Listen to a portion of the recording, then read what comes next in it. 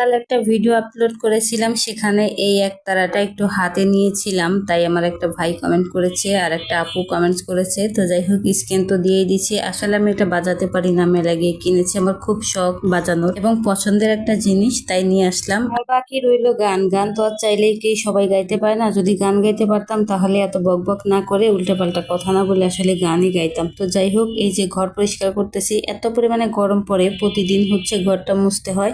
যদি ঘরটা না মুছি তাহলে না আমি শান্তি পাই না। আমি তো ফ্লোরেই বেশি শুয়ে থাকি, এত রোদ আসে। আমার বাসায় যেই আসে সবাই বাসাটা অনেক পছন্দ করে, তবে এই গরমের কারণে সবাই বলে যে এত গরমে থাকা যায় না।